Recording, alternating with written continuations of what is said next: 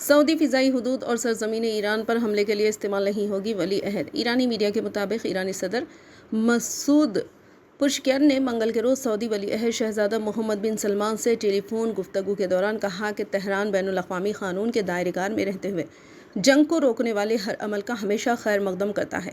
فرانسیسی خبر رساں ادارے AFP کے مطابق صدر پزشکیان نے شہزادہ محمد بن سلمان کو یہ بھی بتایا کہ اسلامی ممالک کا اتحاد اور ایک جہتی خطے میں دیرپا سلامتی، استحکام اور امن کی ضمانت بن سکتی ہے۔ انہوں نے مزید کہا کہ اسلامی جمہوریہ ایران کے خلاف امریکہ کی دھمکیاں صرف عدم استحکام کا باعث بنیں گی۔ صدر کے دفتر کے مطابق پزشکیان نے شہزادہ محمد بن سلمان سے کہا کہ امریکی دھمکیاں اور نفسیاتی کارروائیاں خطے کے امن و امان کو متاثر کرنے کے لیے ہیں اور ان کا نتیجہ عدم استحکام کے سوا کچھ نہیں نکلے گا۔ سعودی پریس ایجنسی SPA کے مطابق رابطے کے دوران ایرانی صدر نے ایران کی حالیہ صورتحال کی وضاحت کی۔